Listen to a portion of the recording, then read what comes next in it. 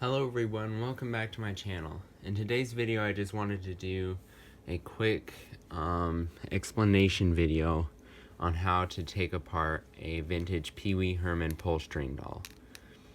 You should only try and do this if you're not too worried about potentially doing damage to him, as long as you feel really confident in your abilities to redo the stitching and also to fix the voice box itself.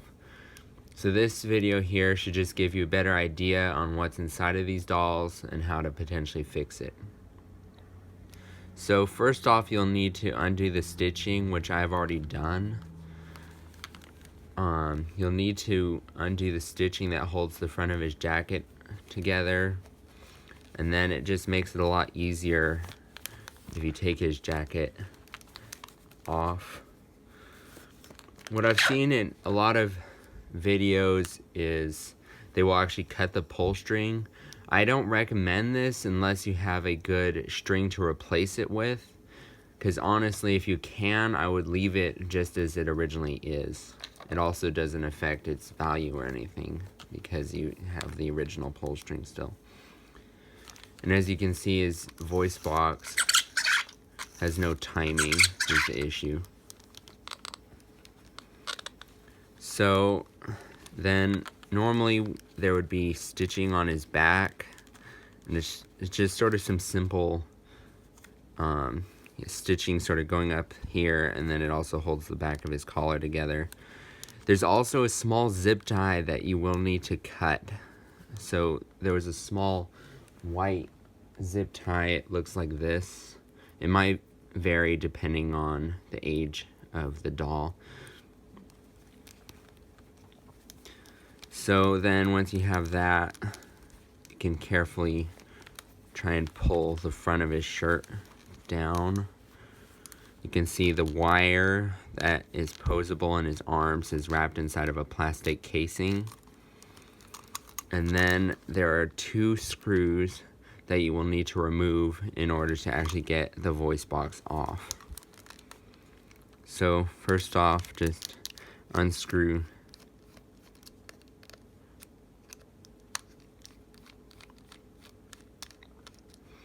It is nice, since this is a newer model, that the voice box is not glued together. I've also worked on a few 1960s Mattel voice boxes, and those are almost impossible to get open. So there you can see it's unmounted. I would leave, again, all these other parts as they are because we don't need to mess with them. So there's the voice box itself. So there's 2 screws here you'll need to remove. You can see there's the back.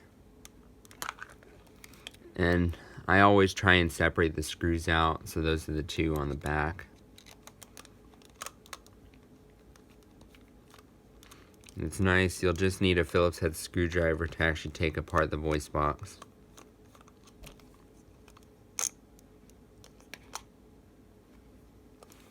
So there's the 2 screws from the voice box itself. How these work, if I can carefully remove this, is this one works again a bit different from the Mattel ones. One of the Mattel voice boxes I worked on, it actually has a wheel that pushes the needle further in or out to select different quotes. This one, however, is a lot more automatic. So here I'll zoom in. So this contraption here has to do with the actual timing of the belt. I'll show that up closer in a second. So you can actually move this metal piece further in or out to adjust the timing speed of his quotes. So if he's talking too fast or too slow. Normally that's how you would adjust it. However, since this one, it's still going way too fast, we will need to actually open it up further. But again, just a closer look at the parts. This main piece here is the record. you can see spinning. That's also attached to the main pull string. And then this is the needle that actually goes on the record and plays the quotes. And then right here is the speaker, or what produces the sound. Technically, this does not have any electronic components, so you can hear it actually just produces sound by vibration. So the needle just rubs on the back of this to produce sound waves. So when you open this up, it's best to try and have the least amount of tension as possible, because there's a mainspring in here that does the recoiling. So it opens up frontwards, and then you can see it's open. I'll go ahead and disassemble this completely so you can actually get a better idea of how to put it back together, because when I originally took it apart, it almost popped like completely out. So here's the bottom. First, you'll need to put this spring back in. This just sort of helps to put the record up further, I guess. So that just goes around the main shaft. And then again, it is easier if you cut the pull string, but I recommend not doing that, because oftentimes I forget to thread it back in correctly or whatever. It's just better to leave it all intact if you can. Here's the main spring, or whatever spring that produces the recoil to actually pull in this string again. You can see there's the bottom. I didn't have this section come apart on me, so I'll just leave it as it is. So this part obviously goes in this center of, so it just lines up. And then another tricky part is this piece. So when you spin it, there's little felt buffers that come out to sort of slow it down. So this has to do with the timing. So when it's pulling back in the spring, this is what actually slows it down. So what I found is the easiest is to put that part in. Here's the rubber band, which I'm not sure if it needs to be replaced on this Pee Wee Herman doll, because it seems like it's still fairly good as far as texture and everything. It's not corroding. However, I can't seem to find any other solution or cause for the issue, because I did take it apart and put it back together, and it fixed it for about 20 minutes, and then it stopped working again. So I'm thinking it might be the rubber band, and I might try and find a replacement rubber band. I'm not sure if this one actually has enough springiness though. So you'll want to feed the rubber band around the main part of the record. There's just sort of a groove that it goes into.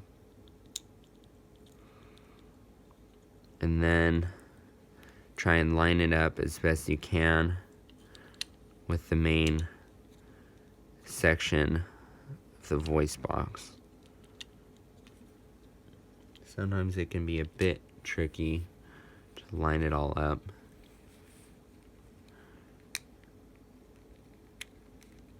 So there you can see it's a little bit caught.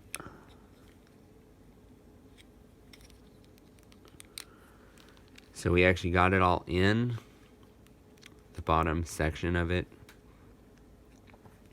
So that's sort of the easy part, is to just get the bottom part lined up. Then this whole contraption is a little bit confusing, and it took me a while to actually figure out.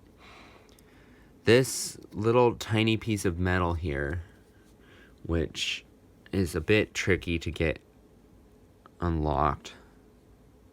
I'm using a little pin to actually lift it up and move it. So normally this is where it should be resting, is in between these two plastic grooves. And the rope has to be fed over the top of it. So the rope should actually be going right there where the pin is. So how I did that is you have to sort of pull the pin out so you can actually put the rope where it's supposed to be, and then put the piece of metal over the top of it. And then here you can see is a plastic sort of, I guess it's sort of the brake, this piece. So this rubs on the rubber band to slow it down. And then here's the needle, you can see. So that's about it. So the tricky part is obviously putting it back together, as with most things.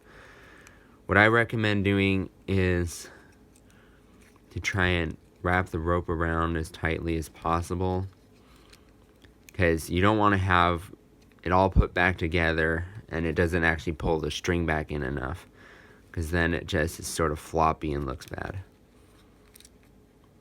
So I think that should be enough to pull the whole entire string back once we have it assembled. And then this metal piece here has to go in that groove. Then obviously we also have to line this up. So when you're lining it up, the metal groove should be on the metal casing piece should be on the outside. The rope should go inward.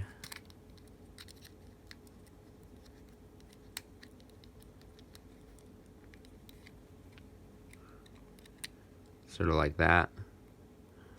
And then the metal piece goes over the top. The reason why it's configured like this, to have the rope underneath the metal pin, is I'm assuming to keep it off of the record and the rubber band, just to reduce friction and potential clogging. So there is the bottom piece. This is how it should be connected. Then you need to carefully line the metal casing barrel. And then what I did is you need to align this pinion into the shaft hole on the top, because it is pulled out by the rubber band.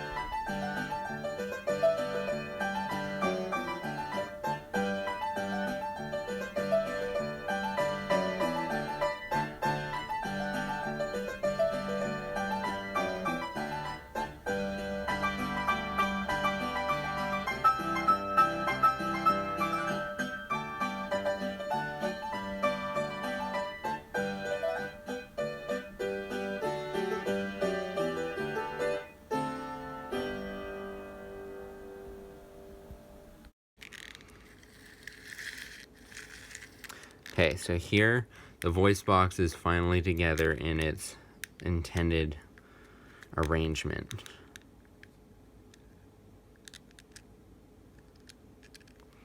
And as you can see, this little tiny piece of metal, that's just a super tiny spring to hold the needle outward. Just make sure that's...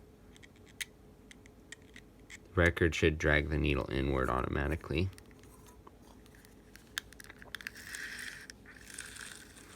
Be very careful when it's loose like this to hold it firmly in place, otherwise it may pop open, and you do not want to have that happen.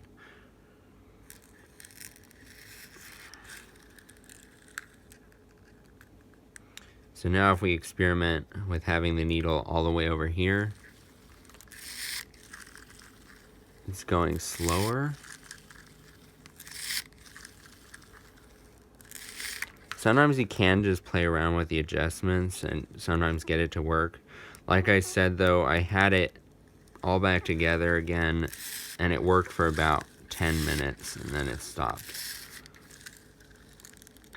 So we set it to, I'd say about there.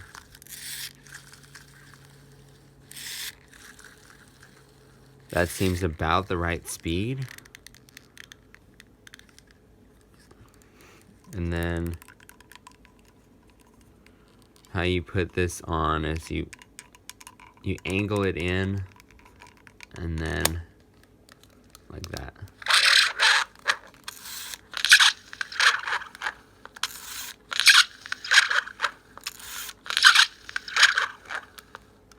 That's just mostly due to interference from his jacket and stuff that he's going.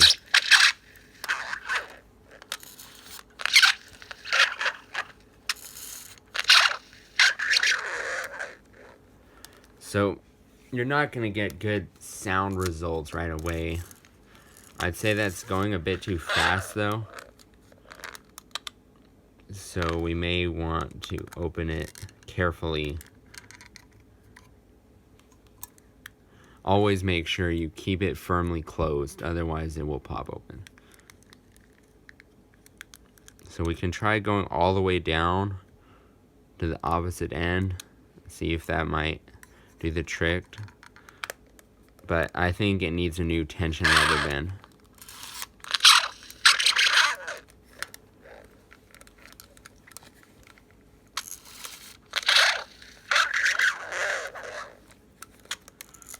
I'll go ahead and put the screws back in just to hold them together.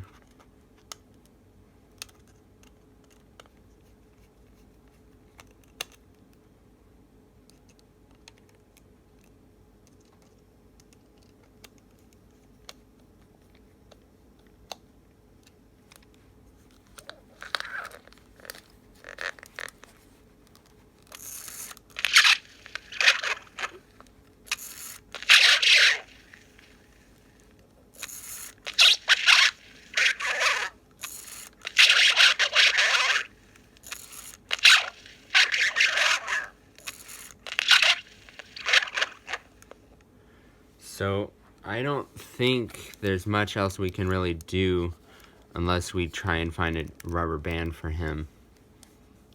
I will post an update video if I can find a correct rubber band to buy. That's the correct diameter and tension. So I'll go ahead and post a video update.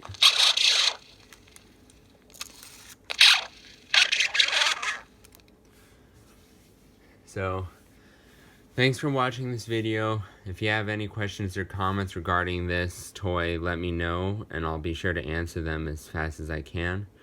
Thanks for watching, and be sure to check out the other videos on my channel.